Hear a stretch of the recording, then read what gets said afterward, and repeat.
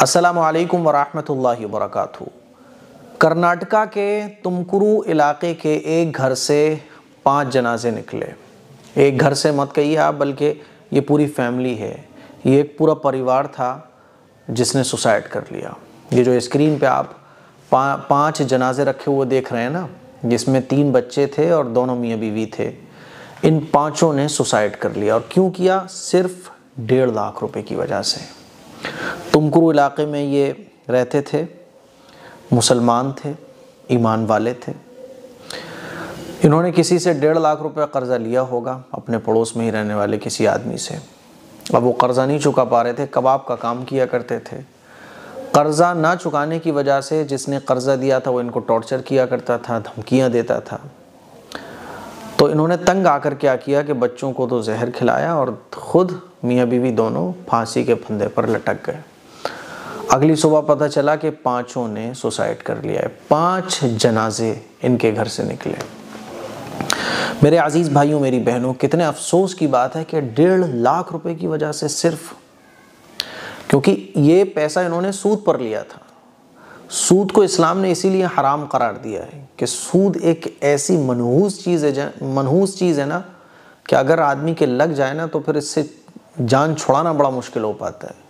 اب اس کے اوپر جو انٹرسٹ لگتا ہے اس کو دیتے دیتے یہ آدمی تھک گیا، لیکن جو قرضہ ہے 1.5 لاکھ کا وہ ختم ہونے کا نام نہیں لے رہا ہے۔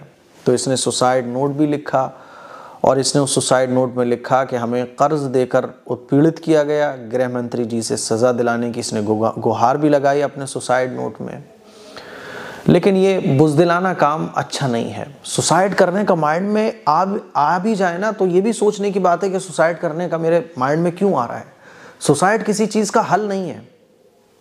آپ نے معصوم بچوں کو زہر کھلا دیا، خود پھانسی کے پھندے پہ جھول گئے، یہ اس چیز کا حل نہیں ہے۔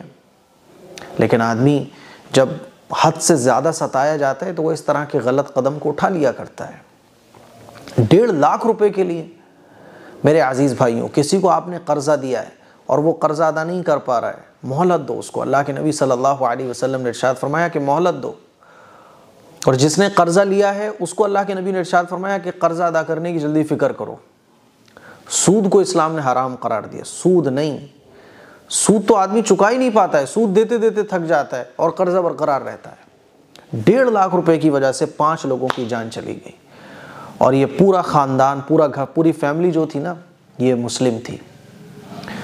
ہم لوگ بڑی بڑی شادیاں کرتے ہیں، لاکھوں روپے اپنی شادیوں پہ خرچ کرتے ہیں، ہے نا، لیکن اپنے پڑوسی کی فکر نہیں کرتے۔ سوچئے ذرا، جس علاقے میں یہ رہ رہا ہوگا وہاں کروڑ پتی لوگ بھی ہوں گے، وہاں لکھ پتی لوگ بھی ہوں گے، وہاں اچھے خاصے پیسے والے بھی ہوں گے، لیکن کوئی بھی ایک آدمی بھی اس کے درد کو نہیں سمجھ سکا، اس کے اندر کی تڑپ کو نہیں سمجھ سکا، اس کے دل کے حالات کو نہیں جان سکا۔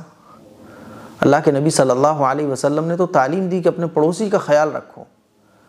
یہاں تک اسلام نے تعلیم دی کہ اگر پڑوسی کے بچے بھوکے ہیں اور تمہارے یہاں کھانا بن رہا ہے تو خوشبو بھی اس طرف نہ جائے، اس بات کا بھی خیال رکھو۔ میرے عزیز بھائیوں، کتنے افسوس کی بات ہے کہ صرف 1.5 لاکھ روپے کے لیے لوگ 1.5 لاکھ روپے کے تو آتش بازیوں میں خرچ کر دیا کرتے ہیں، گاڑیوں میں خرچ کر دیا کرتے ہیں، لیکن اس کے آس پاس بھی لوگ ہوں گے، مسلمان بھی ہوں گے، پیسے والے بھی ہوں گے، کوئی اس کے درد کو نہ سمجھ سکا۔ یہ کتنے افسوس کی بات ہے۔ آخرت میں ہمیں جواب دینا ہے، سوچئے گا ضرور۔ میرے عزیز بھائیوں، ایسے لوگوں کی مدد اور ہیلپ کرنے کی کوشش کرو۔ آپ کے محلے میں، آپ کے شہر میں آپ کی ایک یونٹی ہونا چاہیے، آپ لوگوں کی ایک تنظیم ہونا چاہیے کہ کوئی بھی اس طرح سے زندگی میں پریشانیوں کا سامنا کر رہا ہے، ہم اس کی ہیلپ کریں گے۔ کوئی اگر مقروض ہے، ہم اس کے قرض کی ادائیگی، ہم اس کا قرض ادا کریں گے۔ کوئی بیمار ہے تو ہم اس کے دوا کا علاج کریں گے۔ ایک سوسائٹی، ایک تنظیم ہونا چاہیے۔ یہ میری آپ لوگوں سے گزارش ہے۔ تو یہ 5 لوگوں کی اللہ تعالیٰ مغفرت فرمائے، ہم تو دعا کریں گے۔ اور سوسائڈ کا خیال بھی اگر آپ کے مائنڈ میں آئے نا تو اس کو دور کرو، یہ شیطانی خیال ہے۔ سوسائڈ کسی بھی چیز کا حل نہیں ہے۔ تو ایک ہی گھر کے 5 لوگوں کی موت ہو گئی۔ اللہ تعالیٰ ہم سب کو اس گناہ سے بچائے اور گناہ میں مبتلا ہونے سے ہم سب کی حفاظت فرمائے۔ السلام علیکم ورحمۃ اللہ وبرکاتہ۔